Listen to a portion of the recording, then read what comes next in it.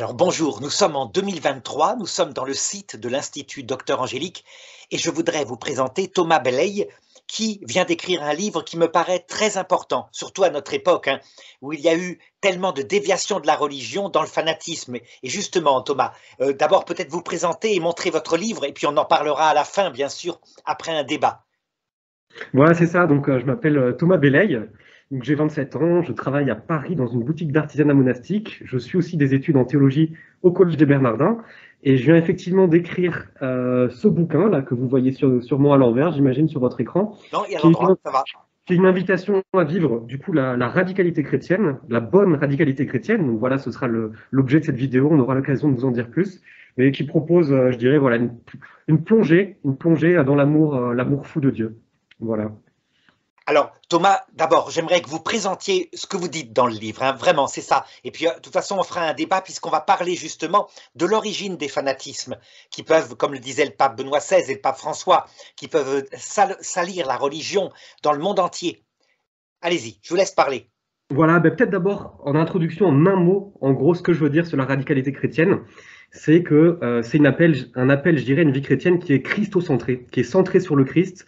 Voilà, le chrétien, c'est le disciple du Christ. Et ma position, c'est de se dire, ben voilà, quand on le suit à fond, quand on lui donne tout, ben, au fond, on a, je dirais, un peu le remède contre les extrémismes. On voit qu'il y a des chrétiens qui font des tas de bêtises. On l'a vu dans l'histoire du christianisme, mais on le voit aujourd'hui au nom du christianisme. Donc, il ne s'agit pas de dire que l'extrémisme n'existe pas. Mais voilà un petit peu ma position, ce que j'ai envie de développer dans le livre, c'est de se dire, bah, l'exemple des saints, finalement, des saints de l'Église, c'est de nous dire, bah, on peut vivre la vie chrétienne à fond, à la suite du Christ, et c'est quelque chose qui est profondément beau et qui répond, au fond, je dirais, à notre désir d'absolu.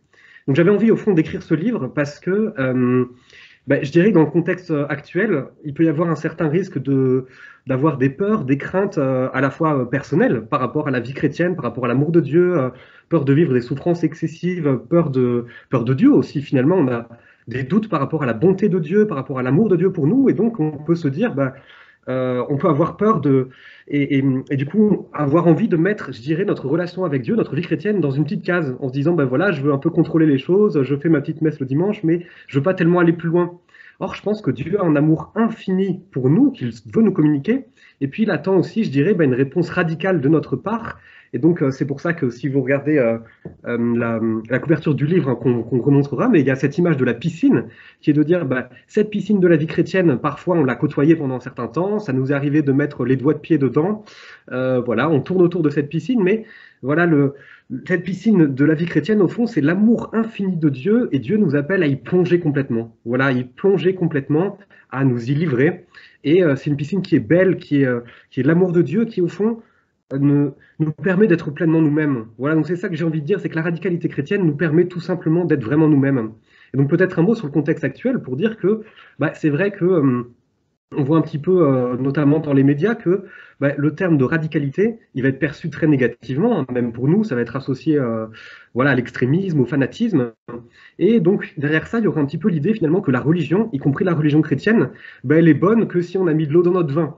Voilà, donc il faut la tempérer, il importe d'être un chrétien voilà, ouvert, progressiste, cohérent, et donc être un chrétien tout court, au fond, ou un chrétien entier, c'est un petit peu être toujours suspecté de violence, d'extrémisme et tout ça. Donc moi, le sens de ma position, c'est de se dire, notre religion chrétienne, voilà, elle est belle. Elle est belle. Notre relation, voilà, le centre de notre religion qui est le Christ, c'est un appel qui est beau, c'est un appel qui est pour nous, pour les chrétiens, pour le monde entier.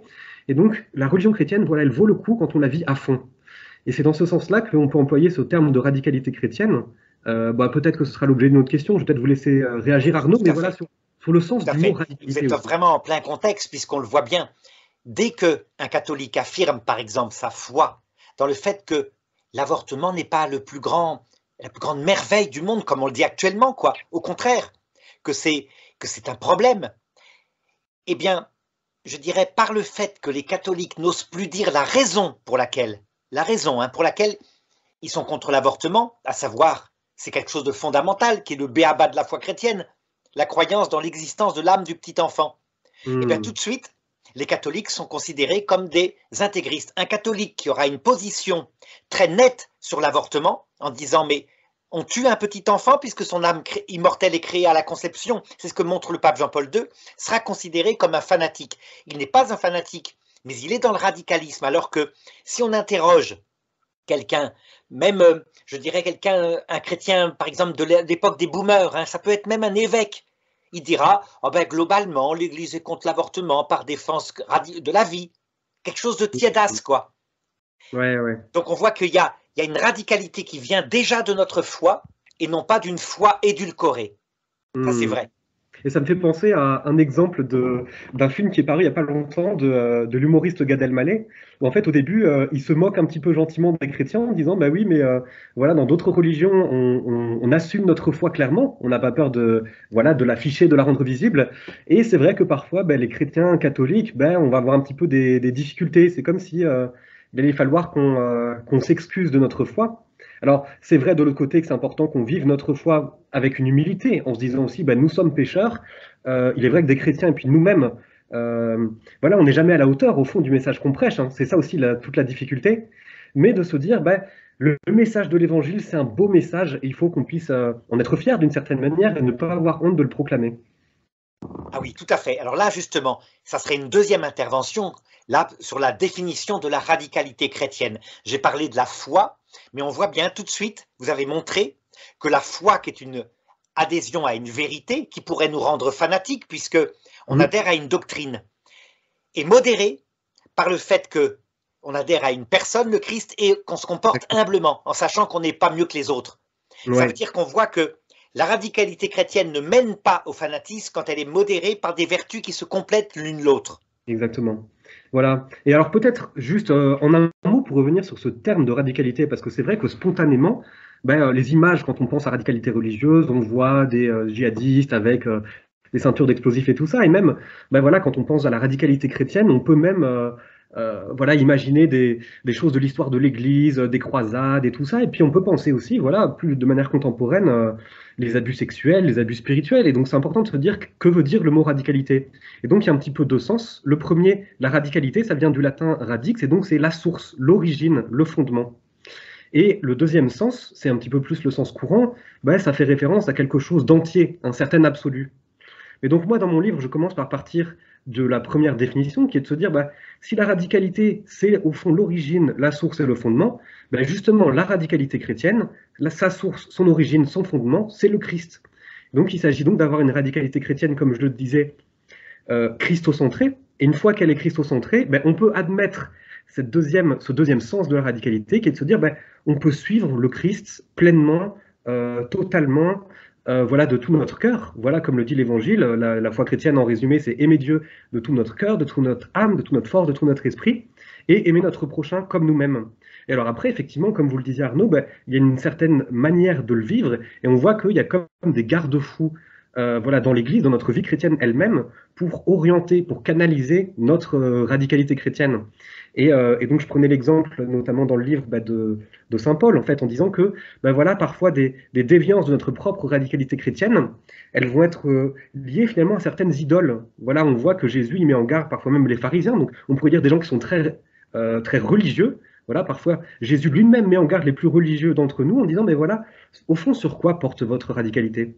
Est-ce qu'elle porte d'abord sur une certaine idée qu'on se fait de la religion? Est-ce qu'elle porte d'abord sur la loi? Est-ce qu'elle porte d'abord sur une théologie qui peut-être est bonne, mais qu'on se met à faire une idole? Ou alors, est-ce que c'est d'abord votre attachement radical à moi, à ma personne?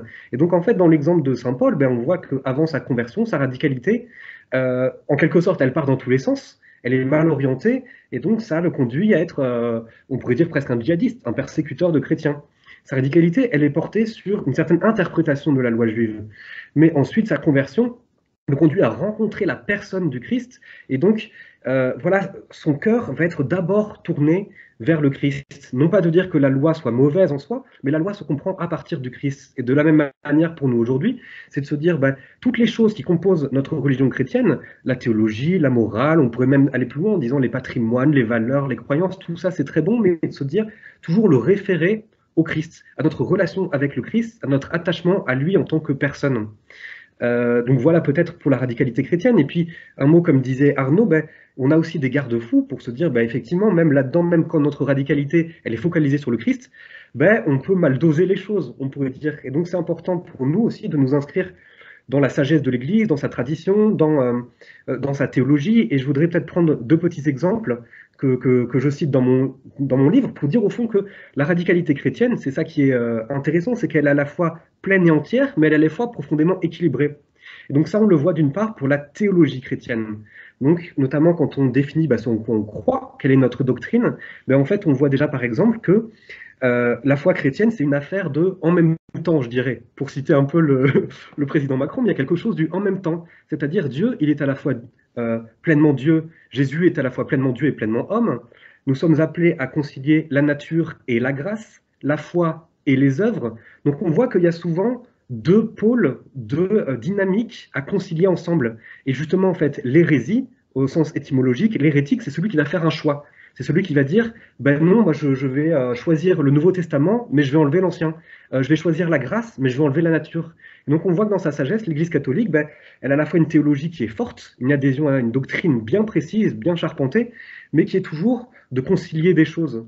Mais alors, ce qui est beau aussi, c'est que chaque élément qu'il faudra concilier, on le vit avec radicalité. C'est-à-dire que quand on dit que Jésus, il est Dieu et homme, il n'est pas 60% Dieu et 40% homme. Il est pleinement 100% l'un et l'autre.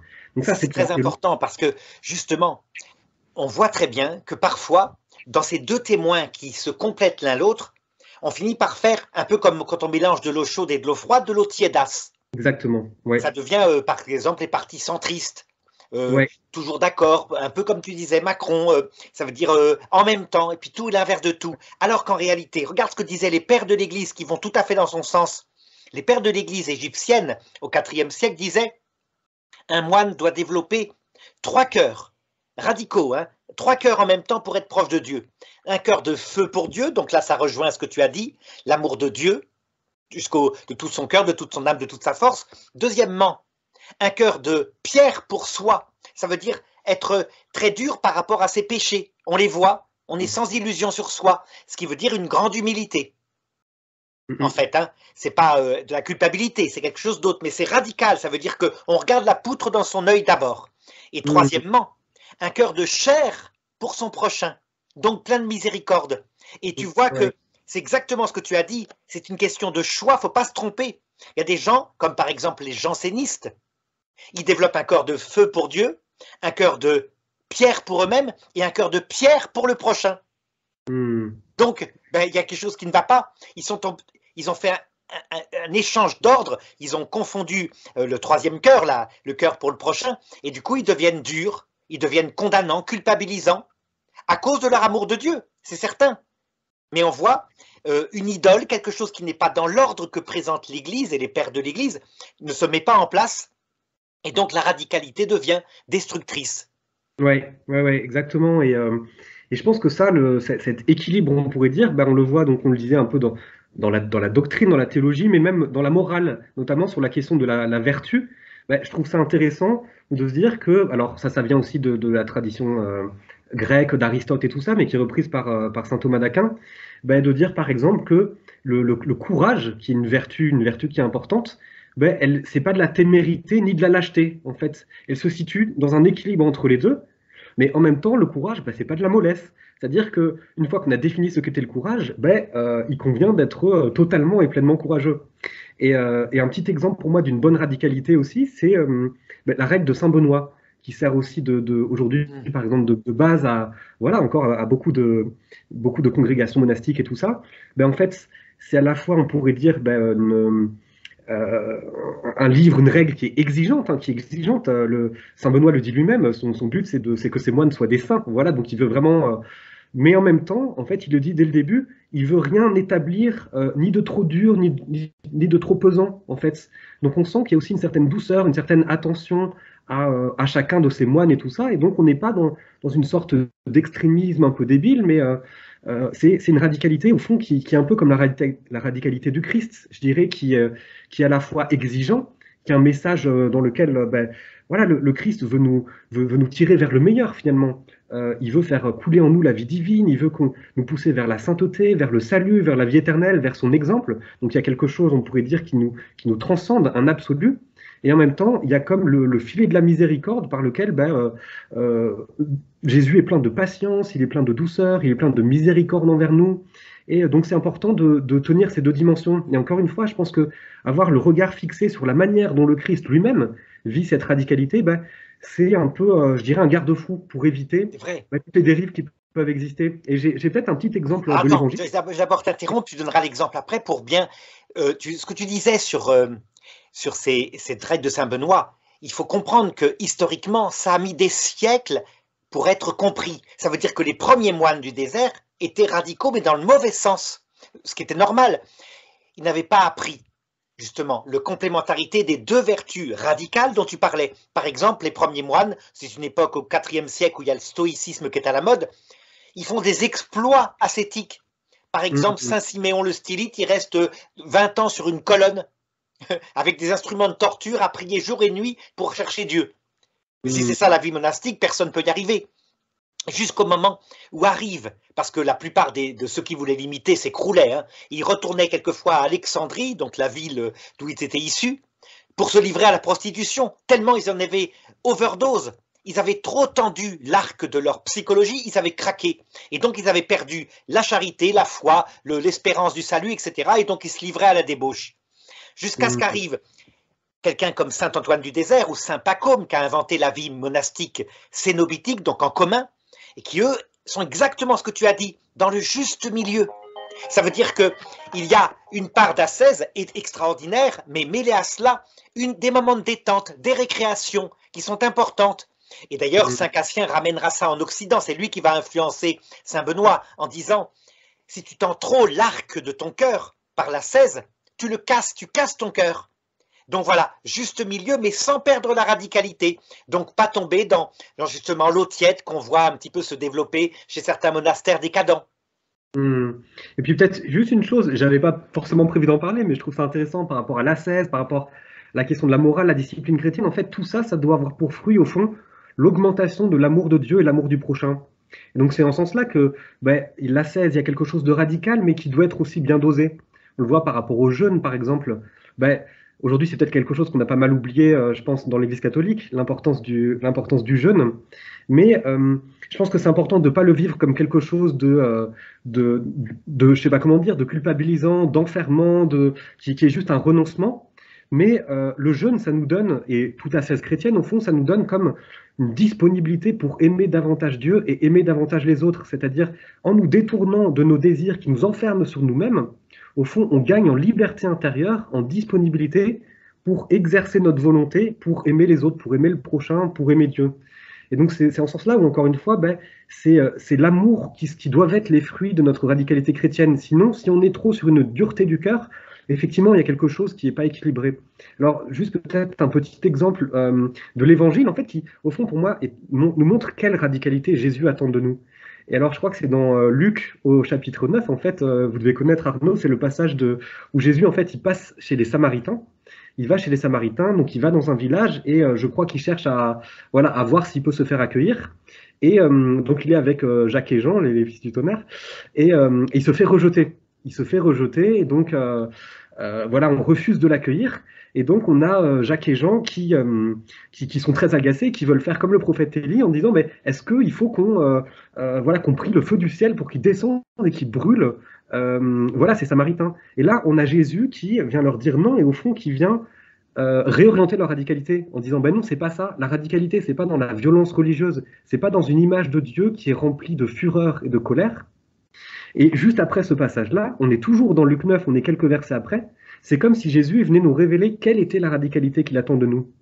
C'est-à-dire que je crois qu'il va dans un autre village, et là on voit qu'il va appeler 3 personnes différentes à le suivre de manière inconditionnelle.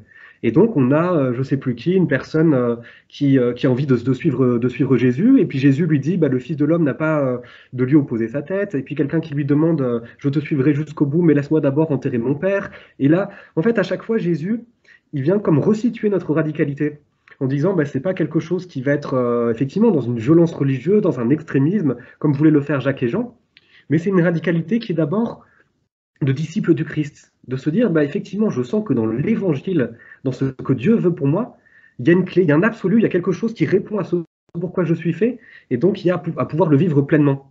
Mais ce sera jamais une radicalité, ça n'a pas vocation à être une radicalité de violence, quoi, d'extrémisme. Oui, tout à fait. Alors justement, là peut-être un exemple très concret, justement, quand tu poses la question, c'est dans le papier que tu m'as envoyé, hein, comment expliquer l'extrémisme chrétien? Ben, je crois que c'est exactement ce que tu as dit. Ça veut dire on exalte un témoin contre l'autre qui devrait le compléter. On voit ça aussi bien du côté, par exemple, de ceux qu'on appelle les intégristes que de ceux qu'on appelle les progressistes. Donc regarde, l'exemple typique, c'est Jésus, quand il est face à la femme adultère. Il lui dit deux choses.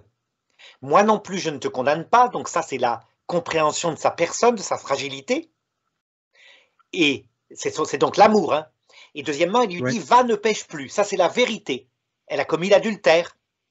Donc il y a bien en Jésus qui s'unissent deux vertus, l'amour et la charité. L'amour et la vérité, pardon.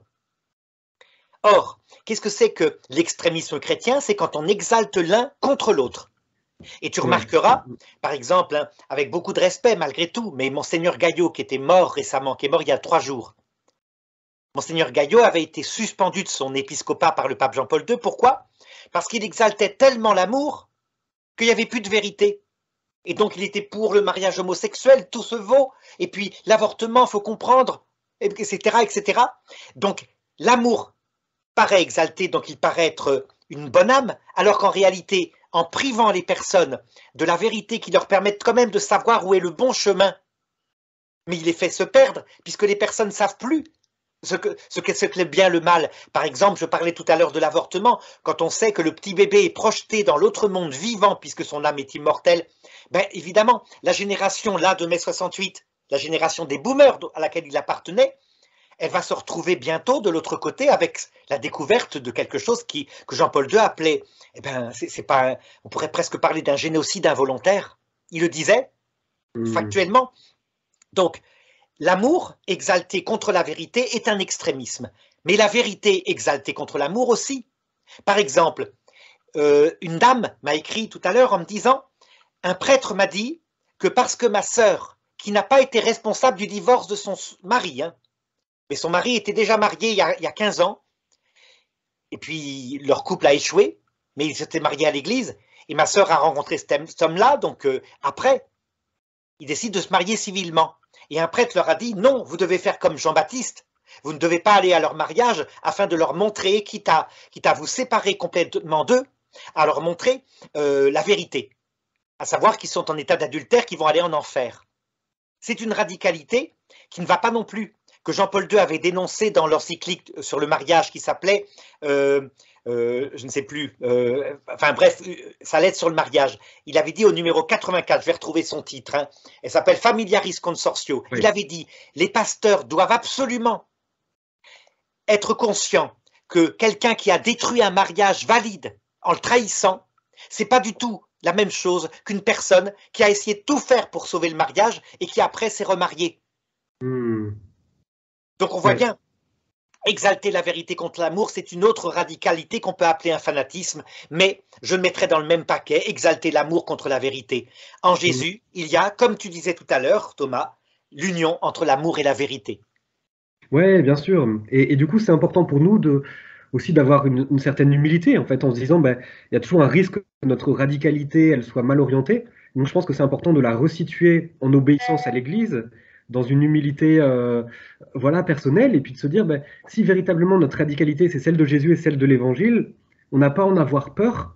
Et c'est parce que c'est une radicalité qui n'est pas une manipulation sectaire, qui n'est pas un lavage de cerveau, mais ça fait appel à notre liberté profonde. Dieu lui-même respecte notre liberté. C'est une radicalité qui se vit dans l'altérité, qui se vit dans l'écoute. Et voilà, en même temps, comme vous le Ah disiez, bah une tiens, certaine... je vais t'arrêter une seconde là, parce que vraiment ce que tu dis est génial. Tu sais, Sainte Faustine, pour décrire le cœur de Jésus, elle le prenait à la croix, tu sais, elle a toujours cette image où il sort du sang et de l'eau comme des rayons, un rayon blanc et un rayon rouge. Tu connais l'image de Jésus miséricordieux, n'est-ce pas?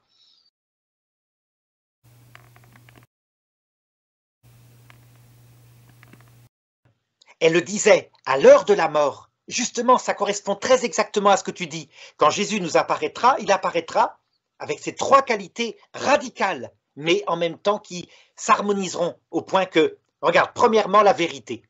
Et ça, le curé d'Ars l'avait bien dit. Quand on voit le Christ à l'heure de la mort, on est désespéré parce qu'on voit en même temps ses péchés. Le problème, c'est que le curé d'Ars, il vivait à l'époque du jansénisme.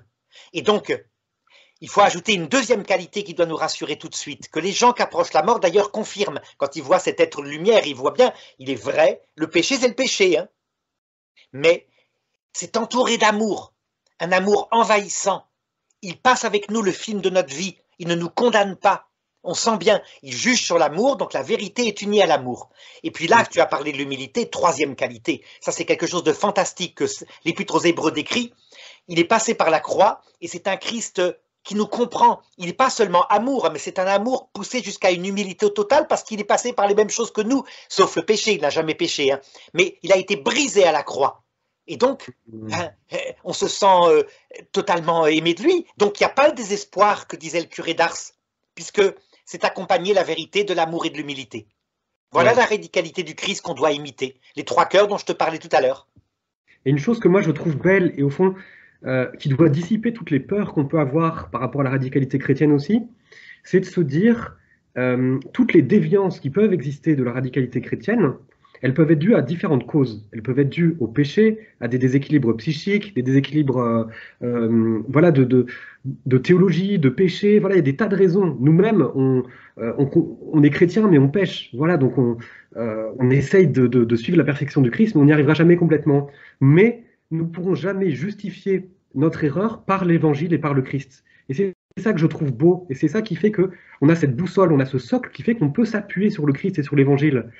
Comme je disais, il y a des tas de raisons qui expliquent qu'un chrétien puisse avoir un comportement extrême, mais il ne pourra jamais dire « je fais ça » parce que le Christ le fait dans l'évangile, à moins d'avoir une théologie qui est complètement déséquilibrée.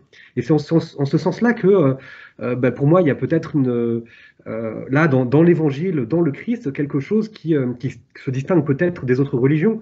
C'est-à-dire on ne peut pas justifier notre violence religieuse, je pense, en disant mais oui, mais le Christ était comme ça. Un chrétien qui fait n'importe quoi, il le fera jamais à cause de l'évangile, mais il le fera malgré l'évangile. Et c'est dans ce sens-là, pour moi, c'est très important. Il le fera vraiment malgré l'évangile, jamais à cause de l'évangile. L'évangile va toujours nous titiller pour, au fond, réorienter notre radicalité dans le bon sens. Ça, je pense que c'est quelque chose qui est important et du coup qui doit oui, je ne sais pas comment dire, dissiper les peurs qu'on pourrait avoir en se disant, mais au fond, si je vais plus loin dans la vie chrétienne, est-ce que je risque pas de partir dans l'extrémisme? En fait, si on le vit dans la fidélité à l'Église, dans l'amour du Christ, l'amour et la vérité, voilà, en vivant une radicalité évangélique, au fond, on va se déployer nous-mêmes et ce sera une radicalité qui sera bonne parce qu'il répondra à ce désir d'absolu qu'on a au fond de nous. Et donc, comme on a un désir d'absolu, on pourrait dire un désir de radicalité qui existe dans le cœur de chaque homme, il n'y a que Dieu qui peut remplir ce désir-là. Et donc le risque, effectivement, c'est d'y mettre une idole. Et toute la question, au fond, que nous pose la Bible, c'est cette radicalité, ce désir d'absolu qu'on a au fond de nous, est-ce qu'on va y mettre une idole ou est-ce qu'on va y mettre le seul vrai Dieu? Voilà. Oui, tout à fait. Tout à fait. Alors, peut-être un dernier point, parce qu'on a abordé tous les thèmes que tu voulais. Aujourd'hui, les chrétiens manquent-ils de radicalité, selon toi? Là, ça serait intéressant. Comme je disais, c'est un petit peu délicat parce que on voit qu'effectivement, il y a les risques d'avoir une radicalité qui est un petit peu débridée, qui est déconnectée de l'Église, comme vous dites, qui privilégie une charité sans vérité ou une vérité sans charité. Mais de l'autre côté, on voit qu'il y a aussi un vrai risque voilà, de tiédeur, de mollesse et de peur, de crainte. Au fond, moi, je le vois comme ça. C'est pour ça que toute la dynamique de mon livre, c'est de se dire comment est-ce qu'on peut encourager les chrétiens à se lancer dans cette radicalité chrétienne. Pour moi, c'est d'abord par une redécouverte de l'amour et de la bonté de Dieu. Je pense qu'aujourd'hui, ça paraît encore peut-être assez évident ou très théorique de dire ça, mais est-ce qu'on est vraiment convaincu que Dieu est bon, que Dieu nous aime, que Dieu veut le meilleur pour nous, que certes, son plan et son projet pour nous, il est exigeant et qu'il exige voilà, des renoncements, des croix, des difficultés, mais tout ça, c'est pour notre salut. Tout ça, c'est pour restaurer la communion à laquelle on est appelé, voilà, vivre dans une relation d'amour avec lui. Et donc, au fond, ben, je pense que de dire qu'il y a sans doute de la tiédeur, de la mollesse, voilà, dans notre christianisme d'Occident, moi, je crois que c'est ça, mais c'est pas de le dire de façon culpabilisante en disant, ben voilà, il faut en faire plus. La radicalité, moi, que je propose dans mon livre, c'est pas d'abord de se dire, ben, on va être dans un activisme dans lequel on va essayer d'en faire plus, on va s'agiter partout, mais c'est d'abord de se dire, ben, est-ce que je suis prêt à me laisser d'abord envahir par la radicalité de l'amour de Dieu lui-même? C'est d'abord ça pour moi qui compte, c'est de se dire, la radicalité, c'est d'abord celle de Dieu, c'est d'abord celle de son amour infini, voilà que Dieu révèle dans la Bible, dans l'histoire humaine, dans toutes les révélations. On le voit dans les saints les plus récents. Alors, Thérèse de Lisieux, Sainte Faustine et tout ça, en fait, on voit que Dieu, il nous fait part de son désir, de sa soif. Voilà, la radicalité, c'est celle de la soif de Dieu. Dieu a soif de nous communiquer sa vie divine, sa nature divine. Il a soif de notre amour, il a soif d'être aimé de nous. Et donc, voilà, est-ce que nous, on ressent cette soif de l'amour de Dieu? Est-ce qu'on ressent dans nos tripes, est-ce qu'on ressent dans notre chair cette soif que Dieu a d'entrer en relation avec nous? Et c'est uniquement à partir de là, quand nous-mêmes, on va s'ouvrir à cette radicalité de l'amour de Dieu, à ce fleuve d'eau vive que Dieu veut faire couler en nous, qu'après nous-mêmes, comme une fontaine débordante, on va être rempli de cette radicalité évangélique, de cette radicalité de l'amour de Dieu, et qu'on va pouvoir le faire déborder sur le monde. Mais donc, c'est pas d'abord une question de je dois faire plus de ci ou faire plus de ça, c'est de se dire, ben, avant d'être dans le faire, il faut être dans le laisser faire. Se laisser faire par l'amour de Dieu, se laisser faire par sa miséricorde, se laisser envahir, voilà, plonger dans cette piscine de l'amour de Dieu, y plonger en se disant Dieu est bon, Dieu veut le meilleur pour moi. La vie chrétienne, ça passe encore une fois par des purifications, par une croix, mais qui sera toujours parce que Dieu veut faire de nous, au fond, une belle œuvre d'art. Et cette œuvre d'art, elle va nécessiter ben, que Dieu, il nous émonde, il nous purifie et tout ça, mais ce sera au service d'un amour plus grand et d'un bonheur plus grand. Donc on n'a pas à avoir peur de Dieu, on n'a pas à avoir peur de la radicalité chrétienne, on n'a pas à avoir peur du plan de Dieu, du projet de Dieu, mais voilà, lançons-nous dans cette piscine, dans ce flot de l'amour de Dieu, parce que c'est pour ça qu'on est fait. Et ensuite, comme un fleuve, comme une fontaine, parce qu'on est rempli de cet amour de Dieu, ben on va en déborder. Et donc on sera des chrétiens radicaux, des chrétiens missionnaires, des chrétiens qui seront disciples de cette miséricorde et de cet amour de Dieu. Et là, moi, je te suis entièrement aussi, hein. D'ailleurs, tu remarqueras que Jésus, quand il décrit la perte de la radicalité chrétienne, il prend exactement comme toi par la perte de la charité. C'est en Matthieu 24, 12. Hein. Par suite de l'iniquité croissante, la charité se refroidira chez le grand nombre.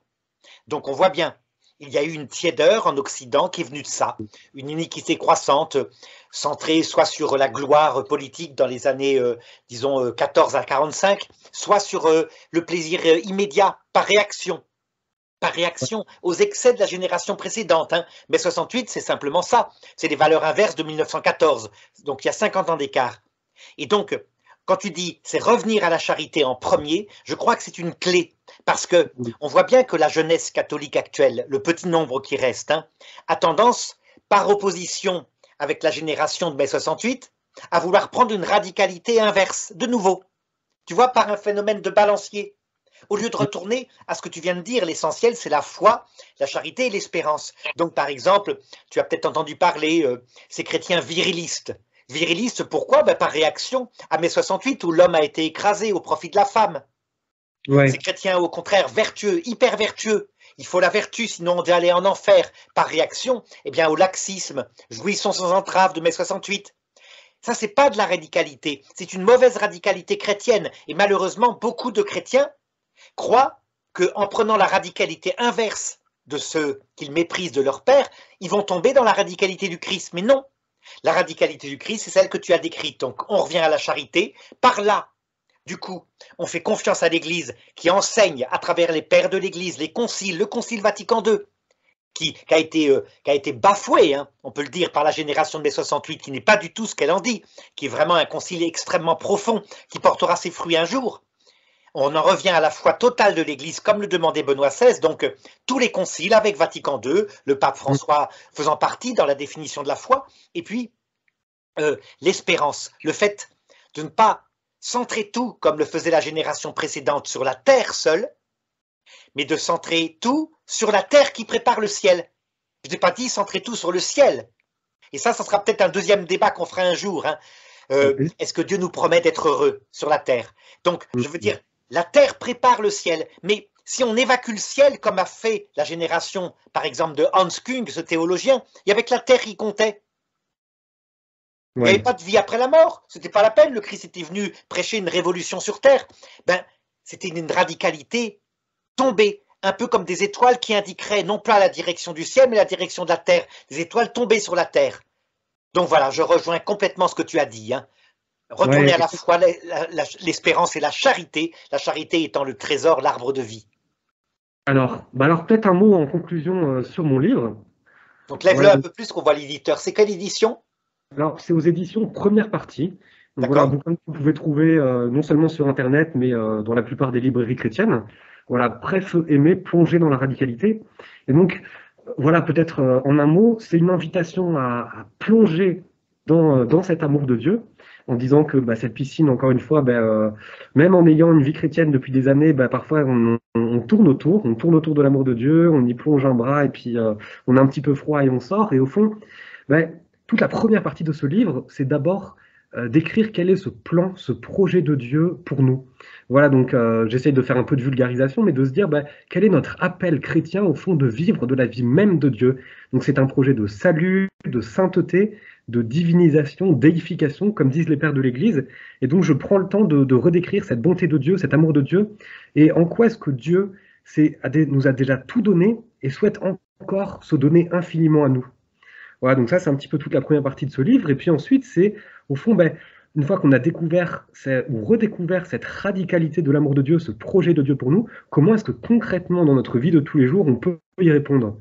Ça, c'est la deuxième partie. Et donc, j'essaye d'y répondre, alors pas uniquement par mes petites intuitions, mais en me basant beaucoup sur l'Écriture sainte, sur le magistère, sur la tradition, et puis beaucoup sur l'exemple des saints. Voilà, qui nous donnent des jalons, qui nous donnent des pistes pour pouvoir vivre une vie chrétienne radicalisée dans laquelle, au fond, parce que Dieu nous a tout donné, pour goûter pleinement de cette vie divine, il s'agit de nous donner en retour complètement à Dieu.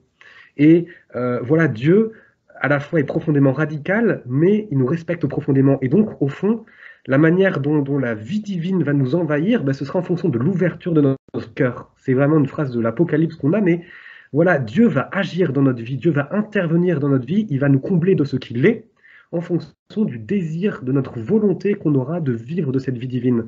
Donc voilà, moi j'encourage toutes les personnes qui nous écoutent, mais comme le disait le pape Benoît XVI, mais à ouvrir toutes les vannes de notre vie. Voilà, ouvrir notre cœur, nous donner à Dieu, même si on l'a jamais fait. Je vous encourage après cette vidéo peut-être à vous mettre à genoux à côté de votre lit, à prier en disant, Seigneur, je veux tout te donner. Seigneur, je crois que tu es bon, je crois que tu as un projet de bonheur pour moi, et vraiment je veux vivre cet amour à 200%.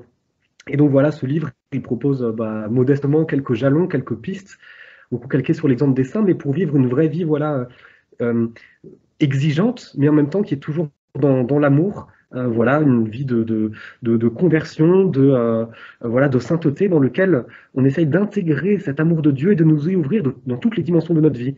Donc j'essaye de donner des exemples concrets pour notre vie professionnelle, dans l'ascèse, dans toutes les dimensions de notre vie chrétienne, dans l'évangélisation, dans la prière, dans la connaissance de Dieu.